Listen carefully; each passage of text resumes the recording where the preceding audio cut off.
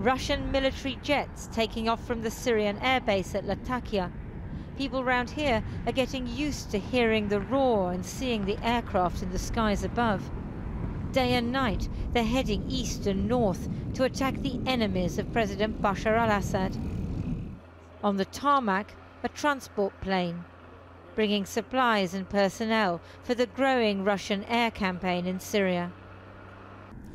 In half an hour, I've seen 10 Russian fighter bombers taking off from Bashar al-Assad airbase near Latakia over there. And there's another one just over there. Earlier, I saw a couple of combat helicopters. The Russians may succeed in dislodging rebels from territory they control with this air campaign. But if the Syrian government wants to take that territory back and hold it, that's going to be much more complicated. But for now, people in this solid government area are just pleased that their forces are getting support from the air. We reached the point where the Americans and the Saudis are against us, as well as the rebels. So we asked for help to bring an end to this war. Now the Russians have come. Our army is tired. Our high command is tired. So we need this help to get rid of these enemies. We're used to the Russian jets now. We hope for the best. The Russian army is our brother and friend, like Iran. Russia has carried out 3 days of strikes, all aircraft taking off from the base near Latakia. First, they targeted rebel positions north of Homs and around Idlib and Hama, areas with no Islamic State presence. In the last 24 hours, strikes were extended to IS-controlled Raqqa and Deir ez-Zor. This afternoon, the Russians struck Idlib and Hama again. The Russian military say the cockpit video they've released shows an attack on Islamic State in Raqqa, but evidence from the ground shows they've attacked numerous rebel groups. In Hama, they've seen the Russian bombers every day. The strikes intended to stop the rebels who control the area from moving towards Latakia. In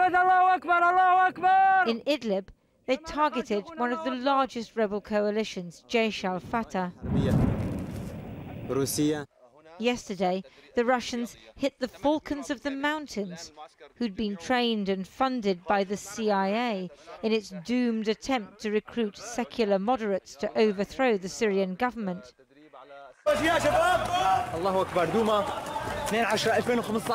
But today's most horrific attacks were in the Damascus suburb of Douma, most likely carried out not by the Russians, but by the Syrian Air Force.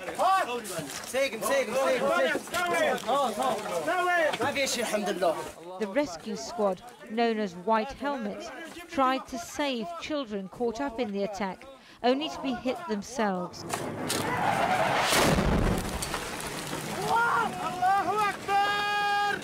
Government forces have been pounding Douma for weeks. What chance the Russians will rein in a government which launches indiscriminate attacks on civilians in rebel-controlled areas? In a village near Tartus last night, they were glorifying the martyrs, soldiers who've been killed in combat. Recently, the regime has started to recruit the brothers of martyrs, who'd previously been left to care for their parents. My son had been in the military for 18 months when he was killed. Less than 3 months later, they took my last boy to serve in the army. I hope that you can get them to discharge him. I'm alone at home.